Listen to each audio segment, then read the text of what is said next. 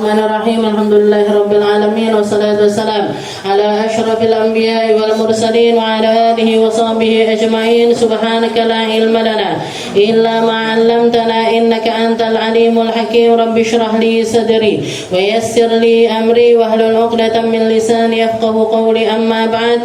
Alhamdulillah ala ni'matil Islam, alhamdulillah ala ni'matil iman wa kafa biha min ni'mah. Alhamdulillah, segala puji bagi Allah Subhanahu wa ta'ala yang memberi kita nikmat Islam iman, memberi kita nikmat sehat sempat, memberi kita kenikmatan untuk bisa selalu mengkaji perkara-perkara yang menyambungkan diri kita kepada Nabi Muhammad sallallahu alaihi wasallam, perkara-perkara yang dibawa oleh para ulama kita dalam bentuk amaliyah, diajak kita untuk bersalawat, diajak kita untuk mengingat, diajak kita untuk mencari tahu lebih dalam tentang sosok panutan seluruh umat, yaitu Nabi kita Nabi Muhammad sallallahu alaihi wasallam, seseorang yang dibanggakan oleh Allah Ta'ala min awalil amr, dari perkara awal Nabi Muhammad menjadi sosok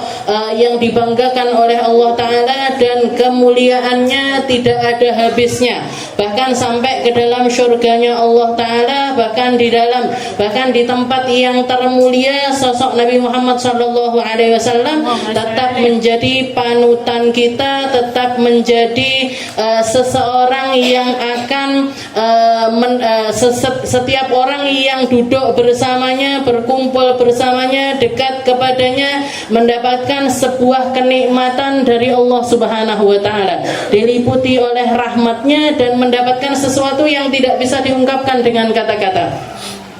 Makanya Imam Habib Ali Habsyi bahkan di dalam maulidnya, apa yang aku tuliskan ini tidak bisa menggambarkan bahkan bi'ushri mi'syari awsafi dzalikal mausuf.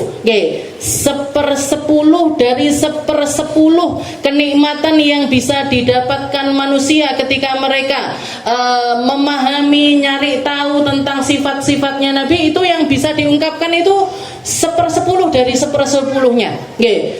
Jadi Maulid Habsyi itu karangannya beliau mensifatkan apa yang beliau karang ini hanyalah ekspresi sedikit sekali, secuil sekali dari apa yang harusnya kita ketahui dari sosok Nabi Muhammad sallallahu alaihi wasallam. Makanya setiap orang yang kenal sama Nabi, nyari tahu tentang Nabi, faham tentang Nabi, dan menumbuhkan rasa itu di dalam hatinya, dia akan semakin tenggelam ke tempat yang semakin jauh, di mana dia akan merasakan kehausan yang lebih dibandingkan sebelumnya. Aku kok tambah kangen ya, pengen tambah ngerti ya, pengen tambah larut ya, pengen tambah cinta ya, pengen tambah terus seperti itu, dan itu nggak ada ujungnya. Itu yang terjadi kepada semua orang yang mendekatkan dirinya kepada Nabi Muhammad sallallahu alaihi wasallam. Mau itu yang hidup sezaman sama Nabi, atau yang sebelumnya, atau yang sesudahnya, semua orang akan merasakan hal yang sama. Maka ketika kita ditakdirkan sama Allah Ta'ala memiliki rasa yang semacam itu, kita patut berbangga. Yo bangga, yo syukur, ya terima kasih. Kenapa? Karena saya, ya Allah, yang Engkau pilih dari sekian juta manusia, dari sekian ribu manusia, Engkau pilih untuk memiliki rasa yang dirasakan oleh orang-orang mulia. Gak semua orang bisa tenggelam, gak semua orang bisa larut, gak semua orang bisa betah, gak semua orang bisa istiqomah atau bisa nyapo to wong-wongi kok sholawatan ki nyapo asline. Ngapain orang-orang itu setiap minggu burdahan itu ngapain? Jangan tanya sama orang-orang yang nggak pernah merasakan, yang nggak pernah duduk di tempat semacam ini. Mereka ngelihatnya kita, ki wong nyapo dundang dangdut, buang-buang waktu aja, kayak nggak ada kerjaan aja. Padahal jangan ada kerjaan apa enggak? Kata. Tak kira nganggur kabeh. Jadi istilahnya kalau dibandingkan sama mereka ini, kita juga nggak kalah punya kerjaannya dibandingkan mereka. Tapi kita masih meluangkan waktu, masih nyempet nih ngeluangkan waktu untuk duduk di tempat semacam ini, nggak lain dan nggak bukan karena kita selalu ingin mendekatkan diri kepada Nabi Muhammad SAW. Dan semoga yang semacam ini dilanggengkan sama Allah, yang semacam ini diistiqomahkan, yang semacam ini ditambahi terus rasanya, sehingga kita semuanya kita bawa mati, kita bawa sampai ke alam kubur, sehingga memantaskan diri kita untuk mendapatkan syafaat dari Nabi Muhammad SAW.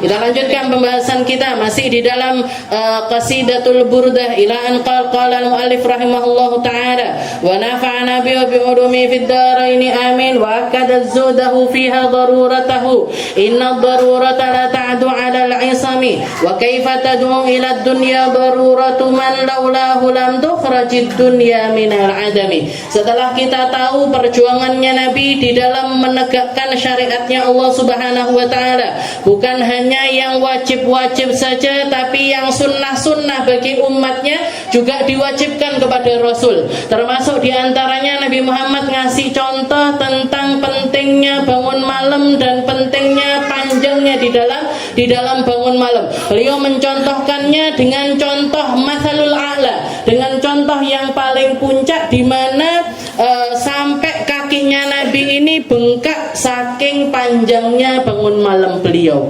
Dan betapa beliau wasyadda min saghabin ahsyah wa tawa tahtal hijarati kasyam mutrafal adami, di mana beliau seringkali memilih untuk merasakan rasa lapar karena agar bisa merasakan seluruh bentuk peribadatan kepada Allah Ta'ala. Dikatakan di dalam salah satu hadis Rasulullah SAW mengatakan uridat alayya badha'u Makkah, gunung-gunung yang ada di sekitaran Mekah ini sudah menawarkan dirinya untuk berubah menjadi emas atau mengeluarkan seluruh apa yang bisa dia keluarkan dari kenikmatan duniawi. Maka ditolak semuanya oleh Nabi Muhammad SAW. Beliau mengatakan bal aju yauman wa ashba'u yauman. Saya memilih untuk hidup di dunia ini kadang lapar, kadang kenyang. Kadang lapar, kadang kenyang, agar ketika aku lapar sabartu wa idza syabi'tu syakartu, agar ketika aku lapar aku bisa bersyukur kepada Allah Ta'ala, dapat ibadah dari rasa syukur, dari rasa sabar tersebut. Dan kadang-kadang aku memilih untuk kenyang agar aku tahu rasanya bersyukur kepada Allah Subhanahu wa Ta'ala. Jadi dari dua bentuk ibadah itu beliau memilih keduanya. Gak memilih salah satunya, tapi memilih dua-duanya agar bisa merasakan semua bentuk peribadatan. Warawadatul jibalu shummu min dhahabin an nafsi fa araha ayyama syamami. Setelah itu juga beliau mengatakan semuanya sudah yang wa'akadat zudahu fiha daruratahu inna darurata la ta'du 'alal isam, yang lebih mentakkidkan rasa tersebut, yang lebih mentakkidkan bahwasanya laparnya Nabi itu bukan sesuatu yang beliau itu bisa memilih di dalam, istilahnya sesuatu yang Allah Ta'ala menakdirkan atas hal tersebut kepada Nabi, tapi itu semuanya adalah bentuk pilihannya Nabi Muhammad SAW. Dan rasa itu tidak mengubah keadaan beliau. Istilahnya gini, seperti yang minggu lalu kita bahas, istilahnya rasa tersebut tidak mengganggu tentang keimanannya Rasulullah SAW. Banyak orang ketika dia itu bergelimang kenikmatan, setelah itu diuji sama Allah Ta'ala dengan hilangnya harta, banyak yang gak kuat di dalam hal tersebut. Banyak juga yang sebaliknya, orang yang dikasih kemiskinan sama Allah Ta'ala, setelah itu dikasih harta, dia pun juga gak mampu mensyukuri perkara tersebut. Tapi kalau Nabi Muhammad SAW, keadaan hati beliau ketika beliau itu berpunya ataupun beliau gak punya, itu tetap ada di level yang sama. Kenapa? Sekali lagi karena beliau adalah nabinya Allah, rasulnya Allah. Nabinya Allah, rasulnya Allah. Jadi itu semuanya sangat tidak mengganggu keimanannya beliau atau penghambaannya kepada Allah Subhanahu wa Ta'ala. Ketika Rasulullah pegang harta, beliau tetap berada di level tersebut dari keimanan, levelnya para nabi, levelnya para rasul, istilahnya beliau bisa setara seperti syukurnya Nabiullah Sulaiman, bal ziyadah, bahkan lebih tinggi daripada Nabiullah Sulaiman. Dan ketika harta beliau itu diambil semuanya sama Allah Ta'ala, beliau bisa bersabar layaknya Nabiullah Ayyub, bal ziyadah, atau bahkan lebih tinggi level sabarnya daripada Nabiullah Ayyub. Kenapa? Sekali lagi karena beliau maksumun, karena beliau itu terjaga, dohirnya dijaga sama Allah Ta'ala, batinnya juga dijaga sama Allah Ta'ala. Jadi wa akadat zuhdahu, yang lebih mentakkidkan kezuhutannya Nabi, wa akadat zuhdahu fiha daruratuhu, inna darurata la ta'du alal isami. Bahkan level kemiskinan atau kesulitan yang sangat parah sekalipun tidak membuat beliau ini menggadaikan imannya atau ya'tarid 'ala Allah, atau bahkan ya Allah, kenapa saya ini katanya nabimu, katanya rasulmu, tapi kenapa kok diperlakukan seperti enggak sama sekali. Keluar enggak, terbesit aja enggak. Terbesit. Jadi jiwanya para nabi, jiwanya para rasul itu memang ditaruh sama Allah Ta'ala di level tertentu yang gak akan tergoyahkan dengan apapun juga. Kalaupun tergoyahkan, itu akan langsung ditegur sama Allah Ta'ala. Seperti ketika di dalam Al-Quran ada salah satu surat yang itu menunjukkan tegurannya Allah Ta'ala kepada Nabi Muhammad SAW. Abasa wa tawalla an ja'ahul a'ma. Itu surat mencecar Nabi, itu surat nyalahin Nabi, itu surat tegurannya Allah Ta'ala kepada Rasulullah SAW. Wahai Muhammad, kamu berpaling, kamu bermuka masam ketika ada seorang buta yang mendatangi dirimu untuk nyari pelajaran tentang yang datang dari Allah SWT. Kamu milih untuk ngaji sama atau menawarkan Islam kepada sekelompok orang-orang kaya yang dianggap manusia punya kedudukan, yang dianggap manusia punya harta. Kamu memilih untuk duduk bersama mereka dan mengabaikan si buta ini tadi, mengabaikan Abdullah bin Ummi Maktum. Salah satu sahabatnya Nabi yang namanya Abdullah bin Ummi Maktum, itu langsung ditegur sama Allah Ta'ala. Padahal di satu sisi kalau kita melihat jibillahnya manusia, orang itu pada umumnya manusia, kita kalau kita ditawari untuk ngobrol, untuk duduk-duduk, untuk menghabiskan waktu, kita pilih duduk sama orang yang sefrekuensi sama kita apa enggak? Yang bisa ngobrol enak apa ngobrolnya nggak enak? Yang kita senengi apa yang kita nggak seneng? Sing senengane nyelatu awake dhewe, sing senengane utang nggak bayar-bayar, yang sukanya ngomongin kita di belakang. Kalau kita dikasih pilihan, kita duduk sama mereka apa duduk sama orang-orang yang kita asik sama mereka? Kan yang asik. Dan Nabi Muhammad SAW dengan Al-Quran itu asik sekali, dengan ilmu itu asik sekali, dengan pembahasan tentang Allah Ta'ala itu asik sekali. Di situ keadaannya Abdullah bin Ummi Maktum ngajak Nabi untuk ngobrol tentang sesuatu yang Nabi senang di dalamnya. Sedangkan orang-orang ini, orang-orang kafir Quraisy, di situ ada Abu Jahal, Amr bin Hisham, di situ ada Umayyah bin Khalaf, tuannya Sayyidina Bilal bin Rabah, ada Utbah, Syaibah, orang-orang yang sukanya ini nyakitin Nabi atau nyakitin sahabat-sahabatnya Nabi. Abu Jahal itu rutinannya dia, atau sesuatu yang setiap hari dia lakukan. Setelah Rasulullah ngaku jadi Nabi dan dia tahu kalau Rasulullah ini ngaku jadi Nabi, buang sampahnya, tempat sampahnya sudah bukan lagi di tempat buang sampah. Jadi setiap kali ada sampah di rumahnya dikuat nih gue terasan rumahnya Nabi. Nanti buang sampah lagi ditaruh sehari, 2 hari, 3 hari. Itu kalau kita masuk hari ketiga wis muntah. Sakjane karepmu ki piye? Kok buang sampah di terasan rumah saya? Bikin rumah saya kotor, bikin rumah saya bau, ini itu dan lain. Rasulullah enggak, Bu. Begitu dibuang ya dibersihkan, dibuangkan. Oh, paling titip buang sampah dia. Setiap hari. Setiap hari. Bahkan ketika prai Abu Jahal buang sampahnya di depan rumahnya Nabi, Rasulullah justru malah heran. Ini ngapa iki Abu Jahal kok prai buang sampah di depan rumah? Ini akhlaknya Nabi Muhammad. Istilahnya kita kalau ditawarin ngobrol sama orang yang nyakitin kita, delok raine dia. Jangankan duduk ngobrol, ngelihat mukanya aja, gahmen, sudimen, tapi Rasulullah saking rahmatnya, laqad ja'akum rasulun min anfusikum azizun 'alaihi ma anittum harisun 'alaikum. Orang yang paling pengen kita semuanya masuk surga, orang yang paling pengen semua orang selamat, orang yang paling pengen kita semuanya ini kenal sama Allah Subhanahu wa taala, diladeni sama Nabi. Sudahlah niatnya Nabi ini bagus di dalam meladeni orang-orang ini. Karpe Nabi nopo? Karepnya Nabi atau pengennya Nabi, kalau saya ngobrol sama petinggi-petinggi Quraisy, nanti mereka dapat hidayah yang di belakang mereka bakalan ngikut.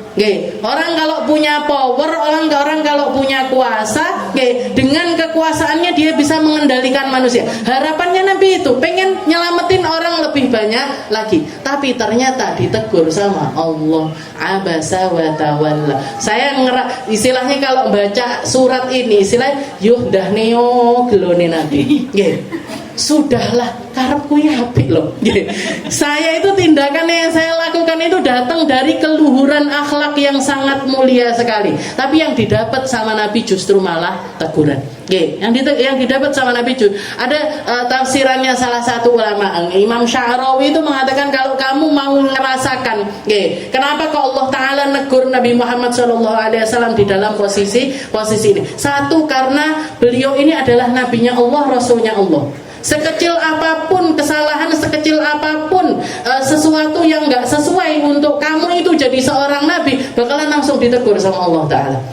Dan yang kedua, teguran ini datang dari rasa sayangnya Allah kepada Nabi Muhammad SAW. Beliau mengibaratkan dengan gambaran semacam ini. Misalkan kalian punya anak, misalkan kita punya anak. Anak kita itu rajin sekali, salate mempeng, posone mempeng, belajare mempeng, sinaune mempeng, ngafalin Al-Qur'annya mempeng. Seneng apa mboten? Pengen apa enggak punya anak-anak kayak gini? Ora usah dikongkon wis salat, ora usah dikongkon sudah nutup aurat, enggak perlu disuruh sudah ngafalin Al-Qur'an, murojaah Al-Qur'an. Senang sekali orang tua ketika punya anak yang semacam ini. Tapi ternyata saking apike bocah iki mang, saking baiknya anak ini tadi, dia sampai menyakiti dirinya sendiri. Sampai menyakiti dirinya sendiri karena peribadatannya, karena murojaahnya, karena belajarnya, sampai lupa makan, sampai lupa minum. Sampai lupa makan, sampai kurus kering, sampai bahkan mungkin dia akan jatuh sakit gara-gara hal tersebut. Ini kira-kira kita sebagai orang tua yang kita lakukan apa? Serah usah ngaji-ngaji ritek, atau ditaruh dulu aja, atau bahkan kalau ketika dia ngaji direbut bukunya biar dia mau makan, biar dia mau minum, biar dia mau makan. Sama seperti yang terjadi kepada bibinya Sayyidina Imam Abdullah bin Alawi Al-Haddad. Habib Abdullah bin Alawi Al-Haddad itu masih kecil, masih balita, umur 5 tahun, 6 tahun. Itu rutinannya beliau, belum balik loh. Jadi istilahnya belum balik, umur 5 tahun, 6 tahun itu, setiap kalau sudah tengah malam beliau bangun pergi ke Masjid Segaf, nanti tahajudan di situ sampai sholat subuh di situ. Habis itu nanti nungguin isyraq, sholat isyraq di tempat tersebut. Habis selesai isyraq, beliau nanti akan keliling dari satu masjid ke masjid yang lainnya. Ngapain? Sholat duha. Sholat duha dari satu masjid ke masjid yang lainnya. Bahkan dikatakan, dihitung sholat duhanya Habib Abdullah bin Alawi Al-Haddad itu mulai dari beliau belum balik itu lebih dari 100 rakaat. Bahkan sebagian lagi bilang sampai 200 rakaat. Bandingkan sama duhaannya kita. pira ya Tuhanku nggih 2 rakaat nggih kadang-kadang pripun kadang iya kadang enggak nggih macak repot ki nang toko wis ndak usah duhaan nggih repot iki ngaji enggak usah duhaan ini Imam Habib dan itu beliau pertahankan sampai akhir hayatnya beliau nggih sampai bibinya ini saking gregeten nggih dan itu pun bukan cuma masuk masjid sholat enggak beliau masuk masjid sholat nggih kalau ada kajian di situ ikut kajian nggih kalau kelihatan kamar mandinya kosong diisi sama Habib Abdullah bin Alwi Al-Haddad dan dikatakan masjid yang ada di negeri Tarim itu ada lebih dari 360 masjid itu semuanya dikelilingi sama Habib Abdullah sampai bibinya ini bilang Abdullah la tu'adzib nafsak. Wahai Abdullah, kalau kamu terus-terusan jadi anak yang kayak gini, mati kamu bakalan mati muda, istilahnya gitu. Oke, jangan kamu azab dirimu sendiri. Kamu itu bahkan belum balik, belum dapat kewajiban untuk sholat wajib aja lo belum wajib. Lah kok duhaanmu sampai sakmono? Lah kok kamu datangnya ke pengajian ngalahi wong tuwek-tuwek? Nggih. Orang tua-tua itu nggih, kadang gelem ngaji, kadang ora. Nggih, udan titik segarek separuh gitu. Wes nggih, angel nggih. Ini Habib Abdullah bin Alwi Al-Haddad ini kok himmahnya di dalam belajar ini luar biasa sampai semacam itu. Nggih. Jadi bibinya itu sampai bela tu'adzib nafsa. Maka dikatakan kalau kita mau tahu kenapa kok Allah Ta'ala negur Nabi Muhammad SAW, ya Muhammad la tu'adzib nafsa. Kamu itu gak perlu sampai seperti itu, gak perlu sampai merendahkan dirimu di depan orang kaya-kaya, di depan orang-orang berpunya. Memangnya kenapa? Kalau mereka masuk Islam kenapa? Kalau mereka gak masuk Islam kenapa? Memangnya Islam ini akan hancur kalau mereka gak masuk Islam? Memangnya kemuliaannya Islam ini akan berkurang kalau misalkan mereka ini gak menerima ajaran-ajaranmu? Gak usah nemen-nemen istilahnya. Jadi diredakan sama Allah Ta'ala semangatnya Nabi di dalam berdakwah ini, diredakan sama Allah Ta'ala dengan teguran yang semacam itu. Itu Nabi Muhammad SAW. Jadi beliau Nabi Muhammad itu kalau sudah ngambil, jadi istilahnya ketika beliau ngambil sesuatu yang datang dari Allah Ta'ala, beliau menggigitnya dengan sekuat tenaga dan gak pernah mau melepaskannya. Nah itu Rasulullah SAW. Nah, setelah itu dikatakan wa akadat zudahu fiha daruratahu inna darurata la ta'adu 'ala al-aisami wa kaifa tad'u ila ad-dunya daruratu man laulahu lam tukhrajid dunya minal adami. Katanya Imam Al-Busiri, apa terfikir bagimu Nabi Muhammad itu akan termakan dengan dunia atau terkontaminasi dengan dunia atau punya athar di dalam perkara dunia, padahal dunia itu sendiri diciptakan oleh Allah Ta'ala untuk Nabi Muhammad sallallahu alaihi wasallam. Jadi katanya beliau, wa kaifa tad'u ila dunya daru, bagaimana bisa kebutuhan yang mendesak di dalam perkara dunia itu membuat mengajak Nabi untuk terseret dengan arusnya para ahlu dunia. Padahal laulahu lam tukhrajid dunya min. Nabi Muhammad itu adalah sosok manusia yang Allah Ta'ala mengeluarkan dunia ini dari ketidakadaannya menjadi ada. Itu gara-gara Nabi Muhammad SAW. Seperti yang dikatakan oleh Allah Ta'ala di dalam salah satu hadisnya. Jadi di dalam salah satu hadis qudsi, Nabi Muhammad menceritakan, Allah Ta'ala mengatakan, laulaka ya Muhammad ma khalaqtul afaq. Kalau bukan karenamu wahai Muhammad, saya enggak nyiptakan apapun. Enggak nyiptakan langit, enggak nyiptakan bumi, enggak nyiptakan surga, enggak nyiptakan neraka, enggak nyiptakan bahkan manusia, enggak diciptakan sama Allah Ta'ala kalau bukan karena keberadaannya Nabi Muhammad SAW. Ada sebagian orang yang punya syubhat di dalam hatinya tentang perkara ini. Ada orang yang nganggap nemen-men Gusti Allah karo Nabi Muhammad.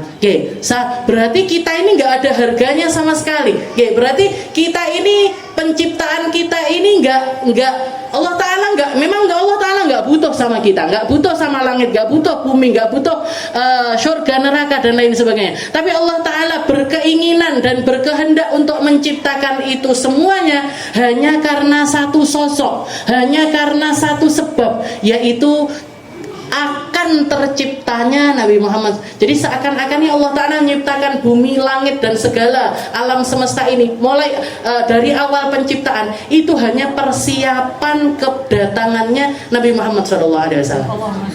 Setelah diciptakannya Nabi Muhammad, setelah Rasulullah diwafatkan sama Allah Ta'ala, yang selanjutnya ini juga untuk mengingat-ingat tentang Nabi Muhammad. Jadi seakan-akan penciptaan alam semesta itu kayak gunung, kalau dibilang gunung gitu, itu awalnya naik, puncaknya Nabi Muhammad SAW, setelah itu turun. Makna dari semuanya ini hanya puncaknya ini tadi, persiapan kedatangan Nabi dan mengenang athar dari perjuangannya Rasulullah SAW. Jadi ada sebagian orang yang di dalam hatinya itu ada syubhat di dalam, kenapa kok Allah Ta'ala bukan hanya karena istilahnya sebab Rasulullah SAW Allah Ta'ala itu menciptakan seluruh alam semesta. Dan Imam Busiri dan ini menunjukkan kealimannya Imam Busiri. Beliau mengeluarkan istilahnya memposisikan dirinya itu ada di kubu yang mana. Memposisikan dirinya ini punya manhaj yang seperti apa, punya paham yang semacam apa, nanggepi atau rasa hatinya tentang Rasulullah SAW ini ada di bagian yang mana. Katanya, wa kaifa tad'u ila dunya daruratu man laulahu lam tukhrajid dunya minal adam. Jadi di dalam bait ini kita bisa ngambil dua sisi. Satu sisi nuasil fiha syarhu abiyatil. Jadi di satu sisi kalimat-kalimat yang ada di dalam bait ini adalah terusan dari bait-bait yang sebelumnya. Terusan dari bait-bait yang sebelumnya. Maksudnya apa? Di sini beliau pakai uslub istifham ingkari, mengingkari. Ada pengingkaran di dalam diri Imam Busiri yang ingin disampaikan kepada kita. Maksudnya apa? Ma'abadah, betapa jauhnya Nabi Muhammad untuk terkontaminasi dengan perkara dunia. Sebabnya apa? Sebabnya beliaulah sebab keberadaan dunia itu sendiri. Jadi Rasulullah itu sangat, kalian jangan berpikir Nabi Muhammad itu bisa jadi ada jejak duniawi di dalam diri beliau, baik itu harta, baik itu kedudukan, pujian ataupun hinaan dan lain sebagainya, itu sama sekali nggak berpengaruh dengan pribadinya Rasulullah SAW. Kenapa? Karena dunia dengan Nabi ini nggak mungkin bersatu. Kenapa? Dunia itu sendiri diciptakan sama Allah Ta'ala untuk Nabi Muhammad SAW. Maka bagaimana bisa kalian menganggap Rasulullah ini terkontaminasi dengan adanya duniawi? Jadi wa kaifa tad'u ila dunya daruratu man laulahu lam tukhr. Jadi dalam keadaan darurat pun, jadi gini, Rasulullah itu pribadi yang golongan para nabi, golongan para rasul itu punya keimanan di atas manusia keseluruhannya. Di atas manusia keseluruhannya. Dan bahkan perkara-perkara yang manusia boleh atau enggak berdosa di dalam sesuatu, itu bisa menjadi kesalahan fatal kalau dilakukan para nabi, para rasul. Termasuk diantaranya ketika dalam keadaan darurat, kita manusia biasa itu boleh melakukan sesuatu yang sebenarnya diharamkan sama Allah Ta'ala. Kayak misalkan orang kalau di dalam syariat itu, orang kalau kelaparan sekali atau kehausan sekali, nggak punya apa-apa, nggak ada apa-apa, boleh makan sesuatu yang diharamkan, walaupun cuman istilahnya untuk ganjel perut biar dia itu nggak mati. Innallaha dikatakan di dalam Al-Qur'an innama harrama alaikumul maitata waddama walahmal khinzir. Jadi Allah Ta'ala mengharamkan untuk kita itu maitah, bangkai itu nggak boleh dimakan, darah nggak boleh dimakan, babi nggak boleh dimakan, wa uma uhilla bihi li ghairillah, dan segala sesuatu sembelihan yang tidak disembelih dengan atas nama Allah Subhanahu wa taala itu nggak haram hukumnya untuk kita makan. Kecuali kalau dalam keadaan darurat. Famanitturra ghaira baghin wala 'adin fala itsma alaih. Katanya Allah Ta'ala, kecuali kalau kalian itu dalam keadaan darurat dan yang penting hati kalian itu benci dengan perkara tersebut dan ngambilnya itu secukupnya, maka tidak haram hukumnya untuk makan yang sesuatu itu tadi. Saya kasih contoh, misalkan kita masuk hutan bareng-bareng. Majelis Rabu malam dipindah nenggone atas gunung, Gunung Wilis misalkan, naik bareng-bareng ke atas Gunung Wilis. Pas lagi rutinan di sana, dilalah umi nggawa soto misalkan, tengah jalan soto numplek, nggak enak toh gitu. Jadi numplek akhirnya nggak ada makanan, nggak ada makanan, nggak ada sesuatu yang bisa dimakan, kelaparan semuanya, sampai melilit-lilit sampai sehari nggak nemu makanan, 2 hari nggak nemu makanan, 3 hari nggak nemu makanan. Orang kalau nggak makan 3 hari itu kan bisa mati, nggak makan 7 hari katanya, kalau nggak minum 3 hari. Nah, kita ada di batas limit di mana kalau kita nggak makan, kita nggak minum, kita akan mati. Ujuk-ujuk enek anak babi, ojo babi, anake babi, cilik, jadi ujuk-ujuk, gimana ini? Semuanya sudah kelaparan. Kalau kita nggak makan si babi ini mati semuanya. Gimana? Ya udahlah disembelih, disembelih, habis itu dibakar, Bismillahirrahmanirrahim, dibelah, habis itu dibakar, enek sing nggawa kecap dikecapi misalkan,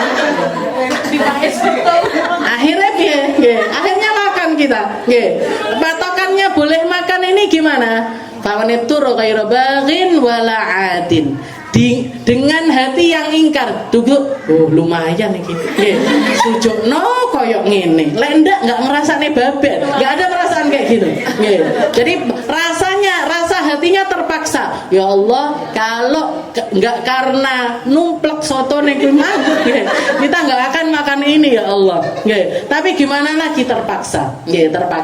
Nah, makan. Setelah itu juga gimana? Setelah itu juga secukupnya. Kalau secukupnya 1 suapan dia 1 suapan, kalau cukupnya 2 suapan dia 2 suapan, cukupnya 3 suapan 3 suapan. Ojo terus piring-pisan sak piring 2 piring. Enggak, famanittur ghaira baghin wala 'adin, katanya Allah Ta'ala, fala itsma alaih. Yang semacam itu enggak dosa. Yang semacam itu enggak dosa. Kenapa? Karena dalam keadaan darurat. Itu kalau untuk manusia pada umumnya itu enggak dosa. Tapi untuk para nabi, para rasul tetap dosa. Jadi para nabi, para rasul, makanya dikatakan ketika Rasulullah diboikot selama 3 tahun, selama 3 tahun di Syi'ib, di salah satu Syi'ib di daerah Mekah sana, bukan cuma beliau sak keluarganya, sukunya beliau, sukunya Rasulullah SAW, yang muslim, yang kafir, semuanya diboikot di tempat tersebut. Gak ada makanan, gak ada minuman, maka beliau tetap gak mengambil secuil pun dari sesuatu yang diharamkan oleh Allah Subhanahu wa ta'ala. Kenapa? Yang semacam ini untuk nabi dosa. Jadi jangan nganggep nabi jadi rasul penak yo, dimulyakne sama Gusti Allah.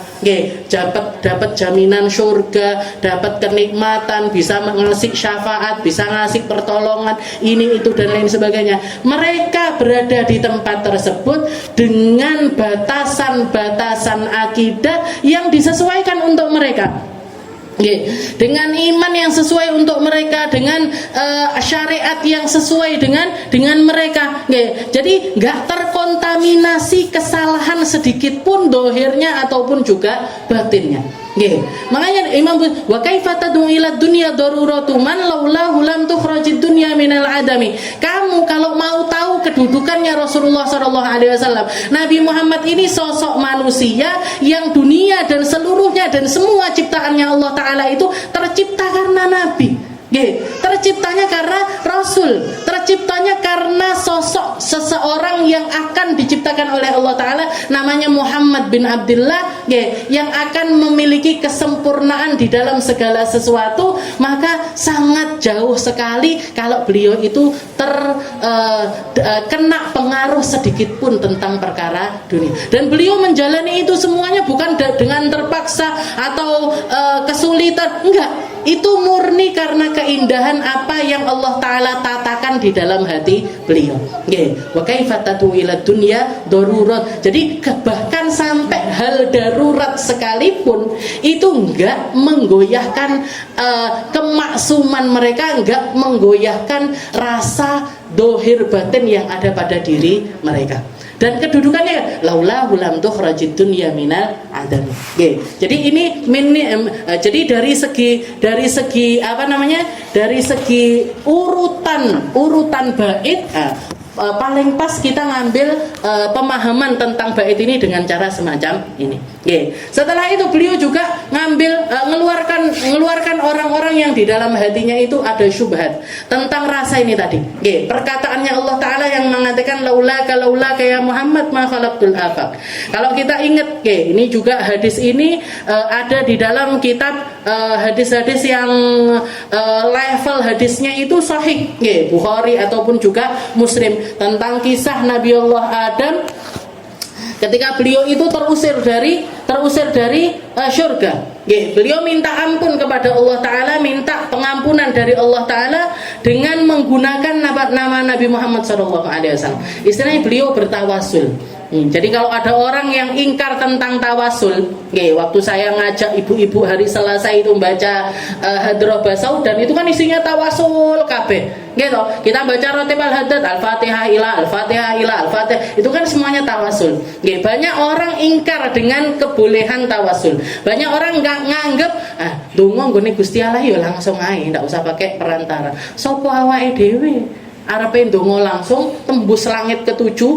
Ini kayaknya kita ndonga sik munggah kene balik neh, munggah kene balik neh, munggah kene balik neh. Kalau kita ngambil dari hadis, salah satu hadisnya Nabi, salasatun la turfa'u salatum fawqa ru'usihim shibran.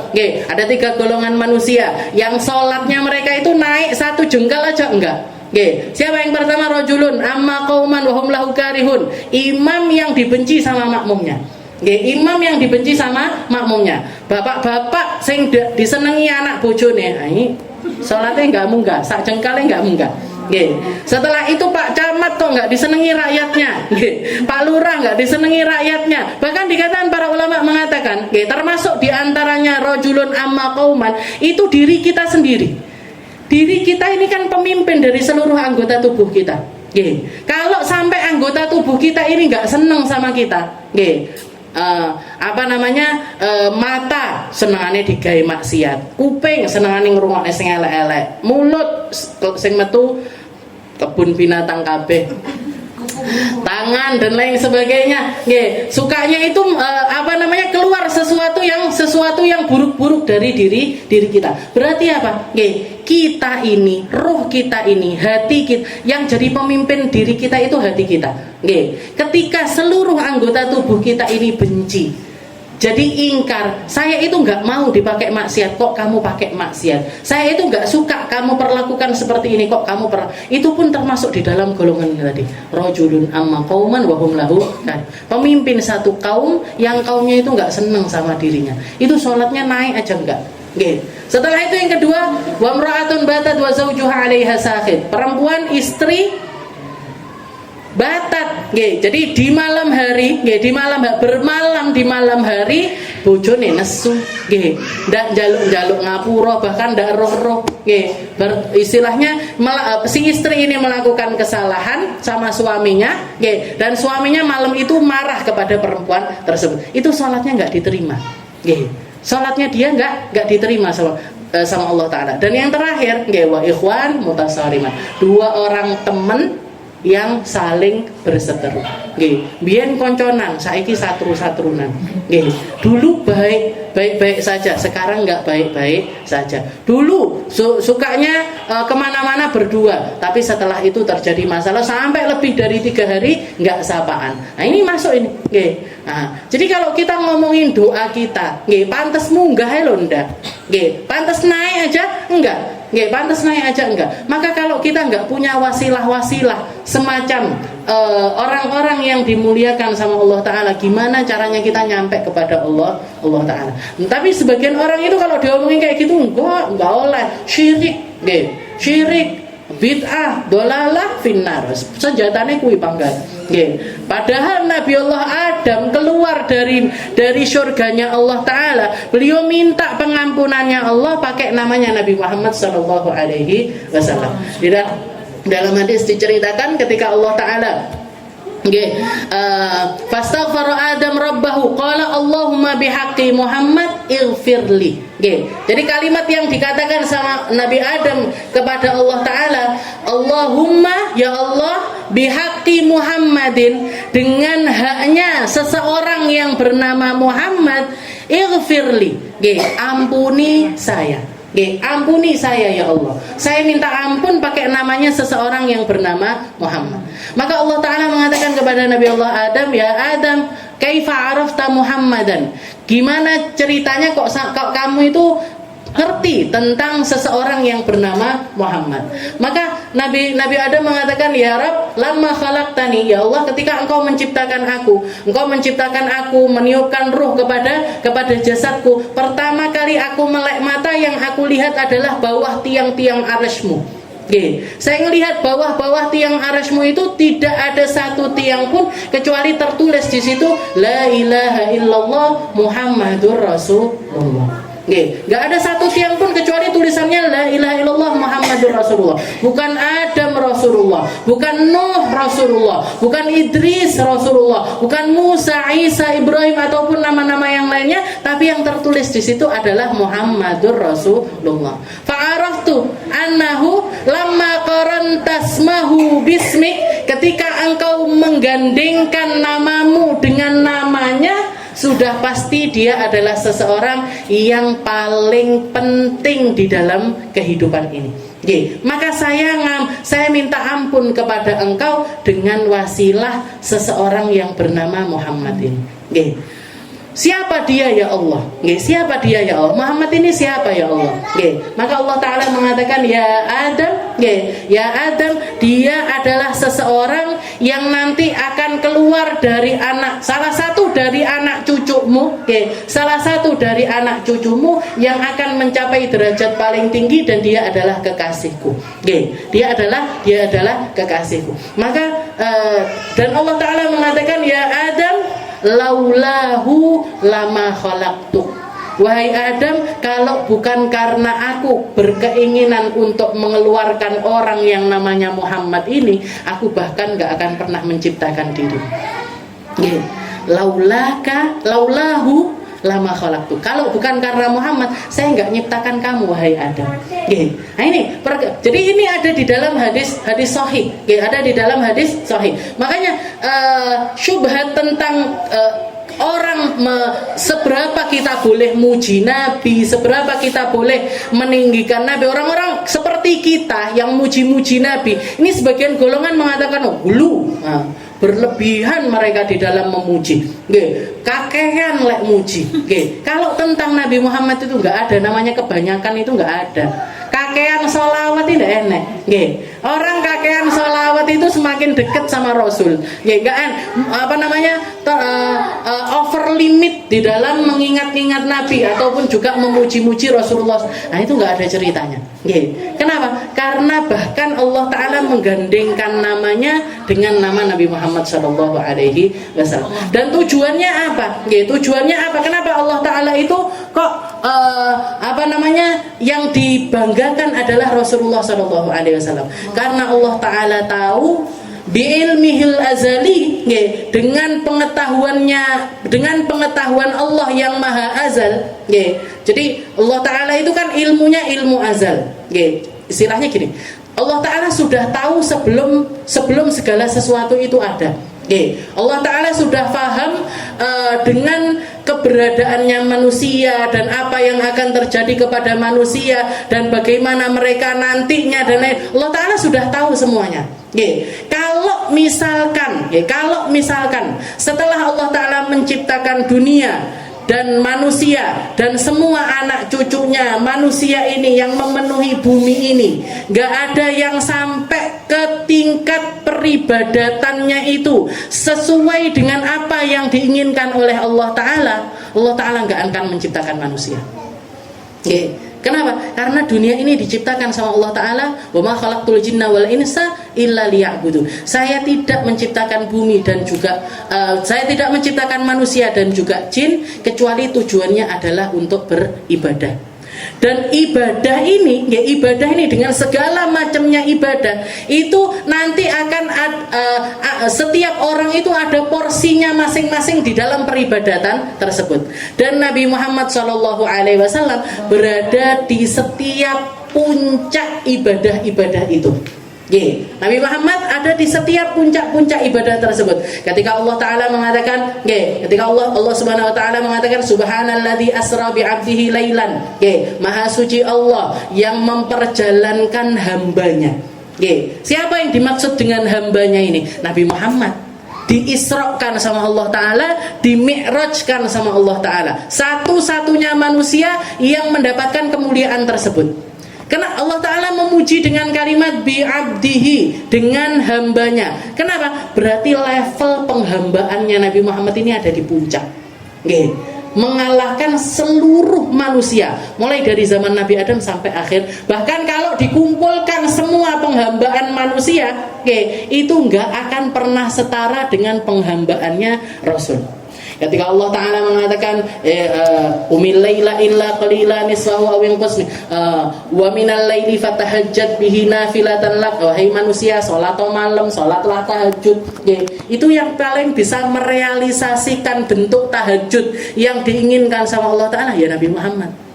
Ketika Allah Ta'ala, ya ayyuhalladzina amanu kutiba alaikumusiyam kama kutiba alal ladzina min qablikum. Wahai manusia, tak perintahkan kalian untuk berpuasa. Yang paling benar di dalam puasanya siapa? Nabi Muhammad.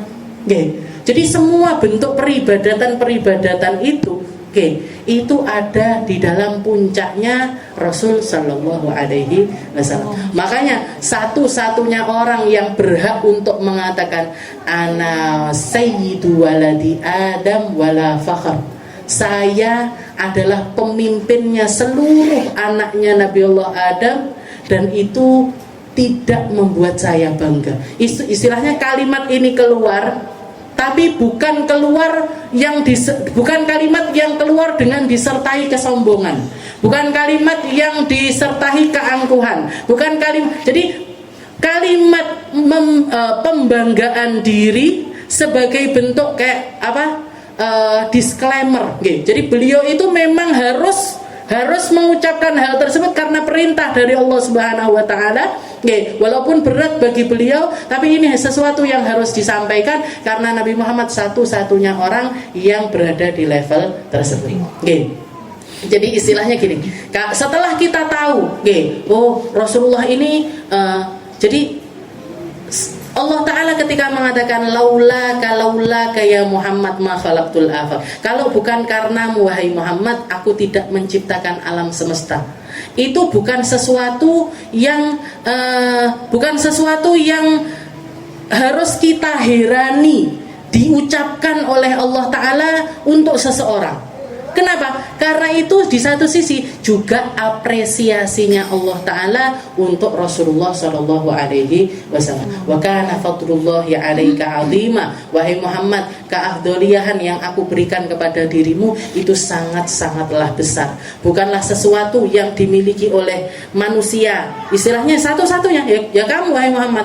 Keafdolian yang aku berikan ada di semua sisi, zahir batin, dan itu dijaga sama Allah Ta'ala di alam dunia sampai alam akhirat nanti. Nggih, alam dunia sampai alam akhirat nanti. Mai Imam Busiri pakai kalimat laulahu lam tukhrajid dunya minal adam. Beliau ada di posisi ini. Nggih, Nabi Muhammad itu pantas kalau Allah taala mengatakan. Bahkan di dalam hadis lain itu macam-macam. Nggih, laula Muhammadan ma khalaqtul jannah. Laula Muhammadan ma khalaqtun nar.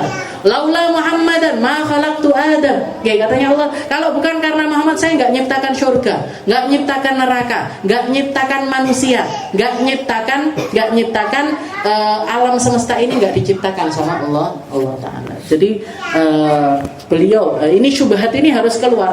Oke, jadi kalau kita ada rasa-rasa kok Allah Taala seperti itu sama Nabi Muhammad. Kalau berarti kita ini kayak seakan-akan aduh ini berarti kan tidak berguna gitu istilahnya. Enggak perlu. Kalau padahal memang kalau dipikir lagi panjang enggak ada gunanya. Awalnya dewe urip iki enggak ada gunanya.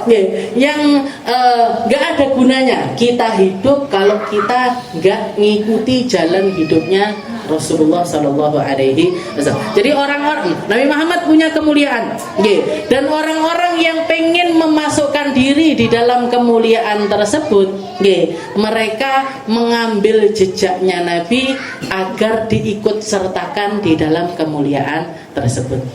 Yang ngambil porsi dari ibadah, yang ngambil porsi dari ilmu, yang ngambil porsi dari Al-Quran. Nah, karena ini semuanya nyambungnya ke Nabi Muhammad SAW, maka orang-orang yang hatinya itu benar di dalam keimanannya kepada Allah Ta'ala, bukan ingkar, bukan menganggap Gusti Allah kenemenan memuji Nabi sampai seperti itu. Karena orang-orang yang nggak muji Nabi itu karena alasannya itu, hasud nasrine, hasud sama Rasulullah SAW, sehingga mereka keluar kata-kata yang sama. Semoga kita ini nyari paham yang benar, nyari rasa yang benar, nyari cinta sama Nabi dengan cara yang benar. Makanya kita pakai kalimatnya para pecinta yang sudah teruji kecintaannya, termasuk diantaranya adalah Imam Al-Busiri.